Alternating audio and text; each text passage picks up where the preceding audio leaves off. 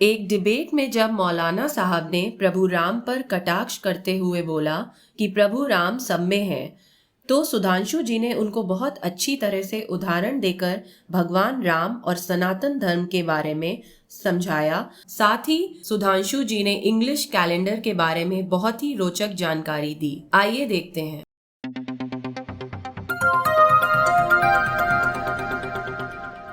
देखिए, पहली बात जो मौलाना साहब ने कही, सब में भगवान, सब में राम है, तो मैं याद दिलाना चाहता हूं, इजिप्ट में फ़राओ राजाओं का नाम सुना है ना? जाके चेक करिएगा, फ़राओ डायनेस्टी का पहले राजा का नाम क्या है? राम से। सोचिएगा, राम से में राम कहां से आ गया? जॉर्डन रिवर, खूब इजराइल और फिलिस्तीन की लड़ाई होती है, जॉर्डन रिवर के वेस्ट बैंक पे बहुत बड़ा इजिप्ट का शहर है राम अल्लाह। अल्लाह समझ में आता है, राम कहां से आ गया उसमें? इसलिए राम सब जगह हैं, चाहे इधर देखिएगा ईस्ट में या वेस्ट में दिखाई पड़ेगा। शाबाश बेटा, बहुत बढ़िया। हमने जो निर्धन लोगों के लिए, वंचित लोगों के लिए योजनाएं दी हैं, 70% अल्पसंख्यकों का कोई ना कोई परिवार ने किसी न किसी योजना का लाभ जरूर लिया है। यह सोचने की बात है कि इतना देने के बाद भी वोट क्यों नहीं मिलता। दूसरी तरफ हिंदू समाज में 700 रुपए की बिजली देने के लिए वोट किसी को देने को तैयार हो जाते हैं। तो यह विचार भी एक करने का विषय है कि यदि हम सबको दे रहे हैं, फिर भी कोई उस लाभ को लेने के बाद भी विकास से न संबंध रख के मन में किसी द्वेष से संबंध रख रहा है, तो मेरे विचार से इस स्वर्ण काल में हमें उस चीज का निवारण या परिमार्जन करने की जरूरत है। हमारी सरकार आने से पहले इस देश में पाकिस्तान के झंडे लहराए जाते थे। पाकिस्तान जिंदाबाद जिंदाबाद घाटी में कहा जाता था, मेरी जान पाकिस्तान कहा जाता था।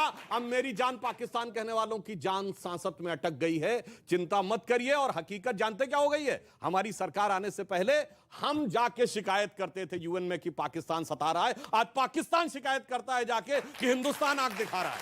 और स्वर्णिम काल की शुरुआत और देखिए जनाब, याद करिए वो वीडियो, पाकिस्तान की संसद में खड़े होकर कहा था पाकिस्तान के सांसद ने कि शाह महमूद कुरैशी साहब जो फॉरेन मिनिस्टर थे वो आए, आर्मी चीफ आए, उनके पैर कांप रहे थे। उन्होंने कहा खुदा का वास्ता है अभिनंदन को शाम तक वापस कर दो, वरना 9 बजे तक इंडिया अटैक कर देगा।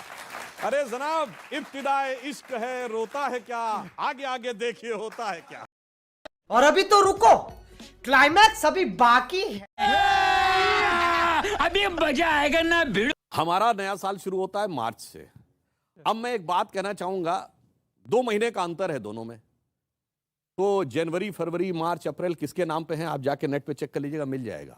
जूलियस सीजर के नाम पे जुलाई है, अगस्टस सीजर के नाम पे अगस्त है। जिस राजा को बड़ा दिखाना था उसने अपना 31 का महीना कर दिया ताकि 30 से ज्यादा मेरा हो। मगर 4 महीने ऐसे हैं जिनका उल्लेख ही नहीं मिलता कि कहां से है। सितंबर, अक्टूबर, नवंबर, दिसंबर। सितंबर क्या है? ग्रेगोरियन कैलेंडर का 9वां महीना, हमारे कैलेंडर का 7वां महीना। और अंबर कहते हैं आकाश को संस्कृत में। जब 12 जोडियक में आप डिवाइड करते हैं, जब सूर्य सप्त अंबर में है तो वो सप्तंबर है, अष्ट अंबर में है तो अक्टूबर है, नवम अंबर में है तो नवंबर है, दशम अंबर में है तो दिसंबर।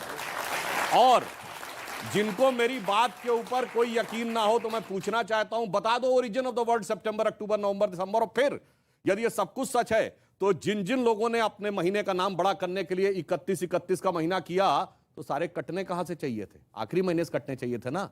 तो दिसंबर 28 का होना चाहिए था, फरवरी 28 का क्यों है?